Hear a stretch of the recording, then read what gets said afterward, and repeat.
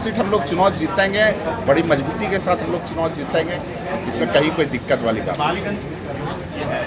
हर एक सीट हम लोग बता रहे हैं ना, चारों सीट हम लोग चुनाव लड़ेंगे और एनडीए की सरकार बनेगी झारखंड में।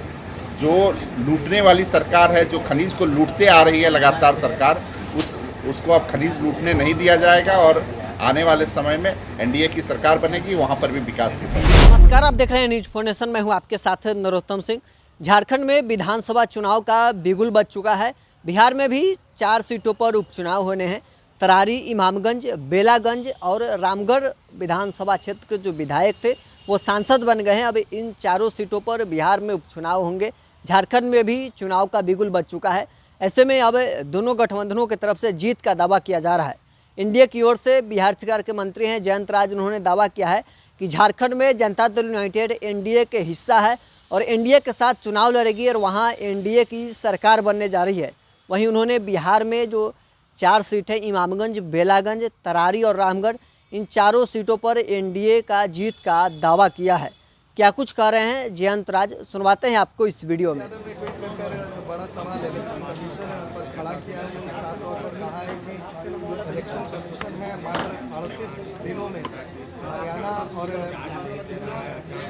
झारखंड में जो है मात्र 38 दिनों में चुनाव करवा रही है। कहा वो 1865 दिन कहा। देखिए, इलेक्शन कमीशन की स्वाधीनता पे सवाल नहीं उठाना चाहिए। वो एक स्वतंत्र एजेंसी है और पप्पू यादव अगर आज के समय में सांसद हैं तो उसमें भी कहीं ना कहीं चुनाव आयोग के द्वारा ही चुनाव लगाया गया, उसी चुनाव में वो जीते हैं। इससे चुनाव से किसी पार्टी को या किसी सरकार को कोई लेना देना नहीं रहता है चुनाव आयोग से। वो बिल्कुल स्वतंत्र एजेंसी है और स्वतंत्र रूप से काम करते हैं। इससे पहले भी सर उन्होंने ट्वीट किया था और उन्होंने कहा था कि भारत में लोग हिजड़े हैं और अगर उन्हें कानून उनके हाथ में दिया जाए 24 घंटे के लिए तो लॉरेंस बिश्नोई के गैंग को वो निस्तो नाबूद कर देंगे। अरे, अपने बड़बोलेपन में कुछ ना कुछ बोलते रहते हैं। संवैधानिक रूप से जो अधिकार मिलता है लोगों को, वो उसका बिल्कुल एक सिस्टम बना हुआ है।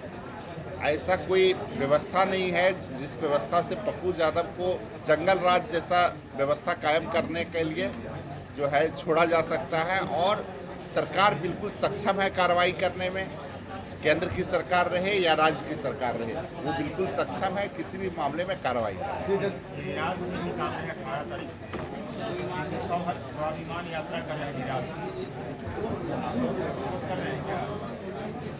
देखिए, गिरिराज सिंह जी अपना यात्रा कुछ अपना निकालते होंगे तो अगर सभी लोग स्वतंत्र होते हैं अपने अपने हिसाब से यात्रा निकालने के लिए, वो अपना धार्मिक रूप से या राजनीतिक रूप से कुछ यात्रा निकालना चाहते हैं तो निकालें, उसमें किसी को क्या।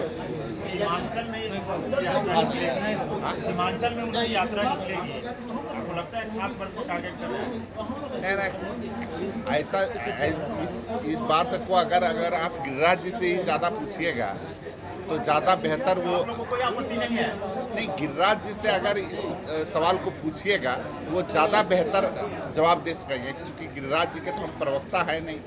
और हम लोग सभी जनता दल यू सभी धर्मों को लेकर चलने वाली पार्टी है। ऐसा कोई धर्म से जनता दल यू को कोई ये नहीं है, बैर नहीं है, सभी धर्मों को लेकर चलने वाली पार्टी। सर, तेजस्वी यादव ने एक बड़ा बयान दिया है। उन्होंने कहा कि 2025 के चुनाव में एनडीए को ये तो लगातार वो देते रह रहे हैं।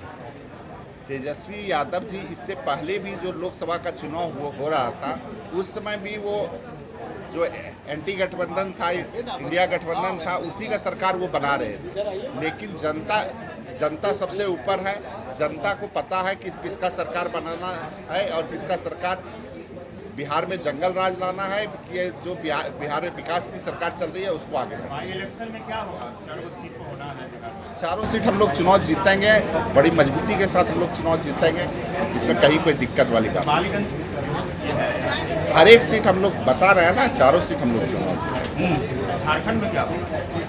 झारखंड में तो हम लोगों के नेता ने बोला है कि जो है हम लोग गठबंधन में चुनाव लड़ेंगे और एनडीए की सरकार बनेगी झारखंड में। जो लूटने वाली सरकार है, जो खनिज को लूटते आ रही है लगातार सरकार, उसको अब खनिज लूटने नहीं दिया जाएगा और आने वाले समय में एनडीए की सरकार बनेगी, वहाँ पर भी विकास की सरकार। बीजेपी 2 ही सीट दे रही है। अरे भाई वो तो राष्ट्रीय नेतृत्व को तय करना है ना।